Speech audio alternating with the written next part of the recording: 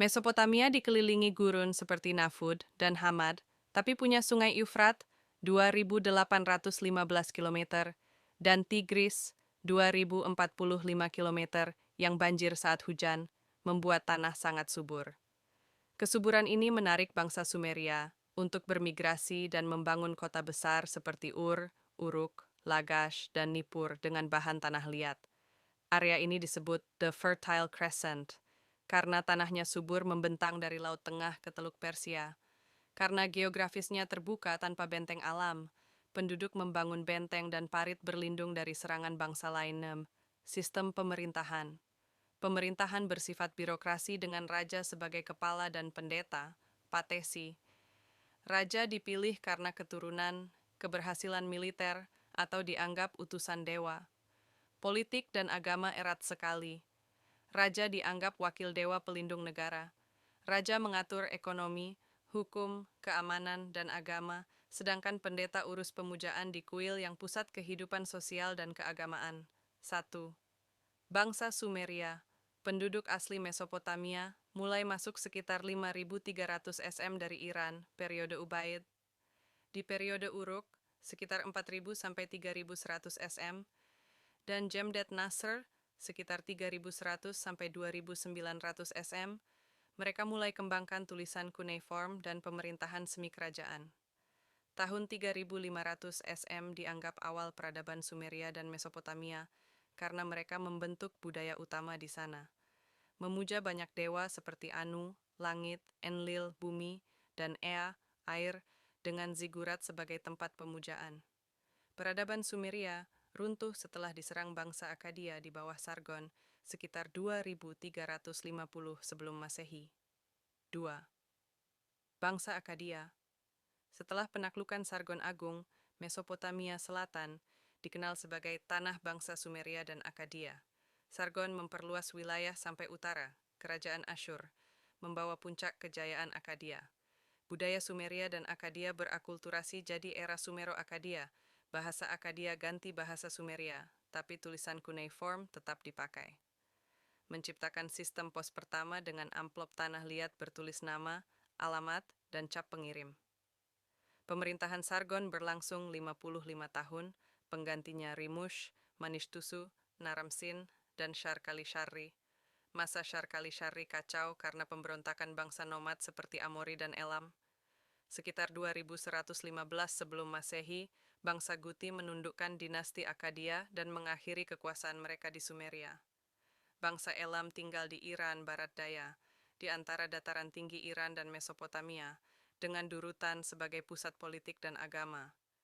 Bangsa Guti dulu menaklukkan Raja Ur-Utu dari Uruk dan menghancurkan Akkadia sekitar 2115 sebelum Masehi, tapi mereka membiarkan kota-kota Sumeria seperti Ur, Uruk, dan Lagash tetap berkembang di bawah kekuasaannya.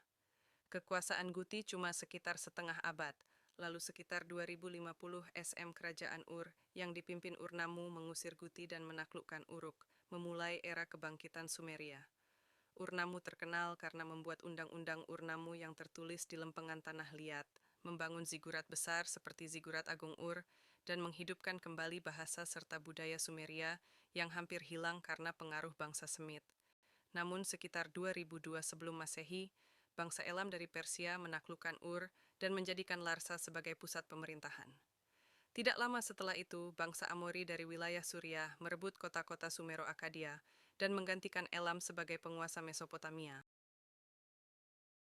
Keempat bangsa Amori adalah bangsa Semit kuno yang berasal dari Levant dan mendominasi Mesopotamia dari sekitar 2000 hingga 1600 sebelum Masehi, membangun kota-kota besar seperti Babilonia dan menjadi dasar peradaban Babilonia.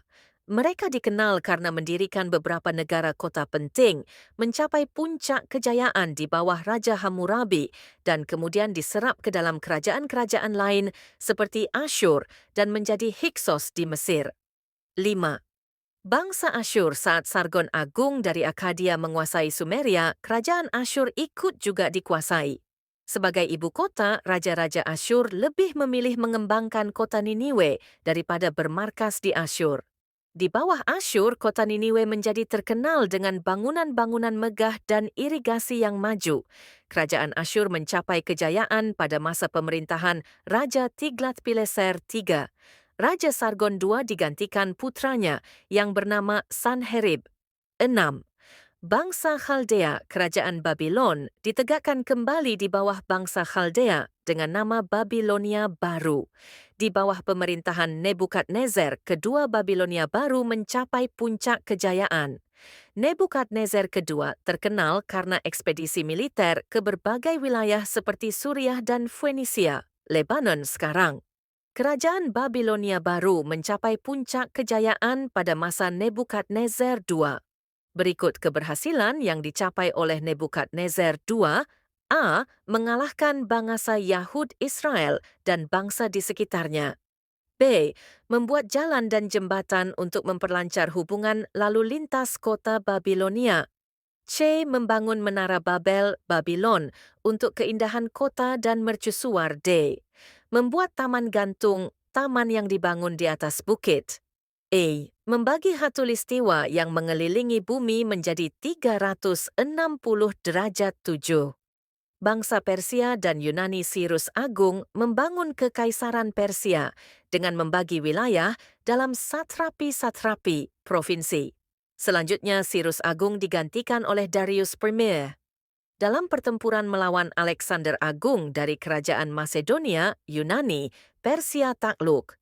Struktur masyarakat Mesopotamia mirip zigurat dengan raja dan bangsawan di puncak, diikuti pendeta dan pejabat, pedagang dan pengrajin, petani mayoritas, lalu buruh kasar dan budak di bawah.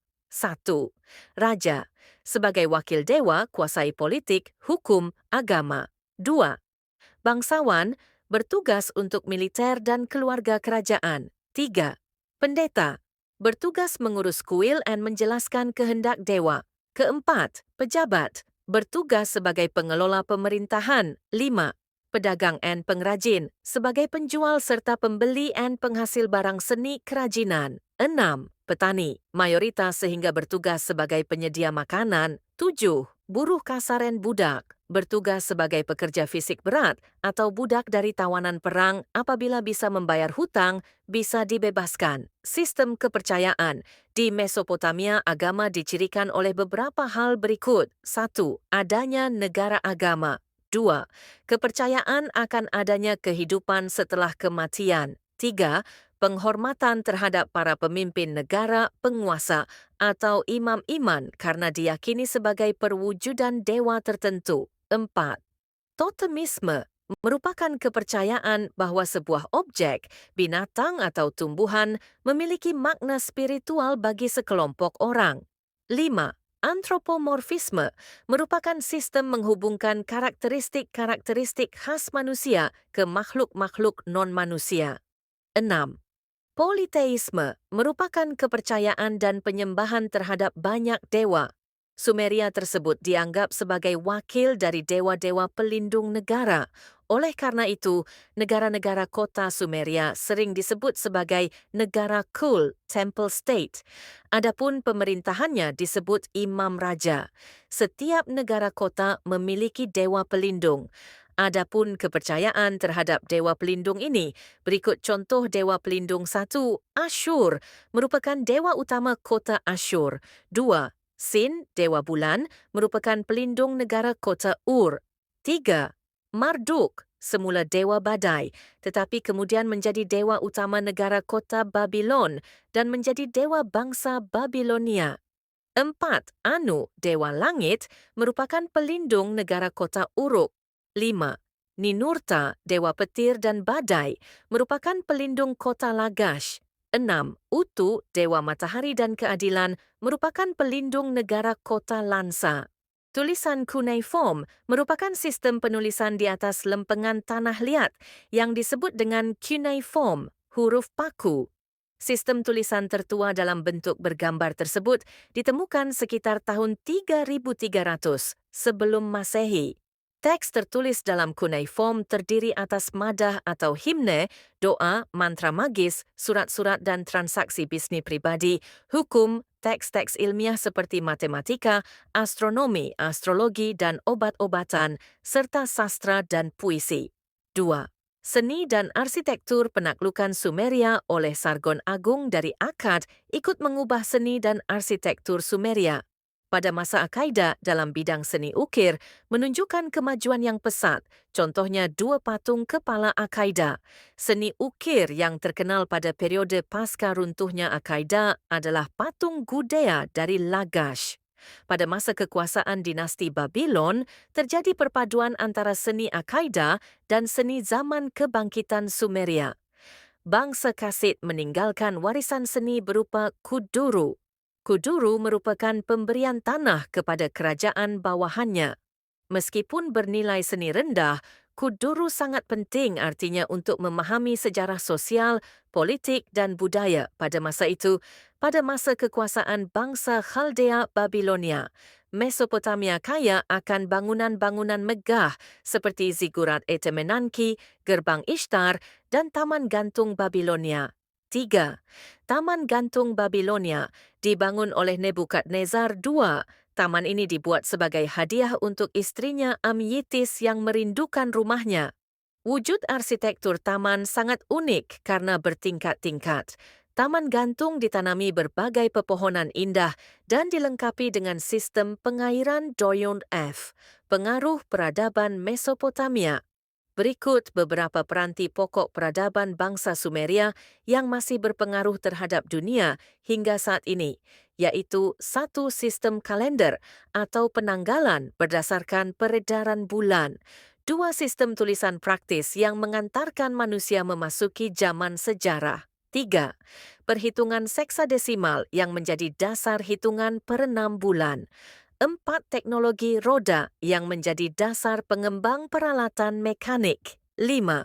Kodeks hukum undang-undang tertulis yang memberi jaminan keadilan bagi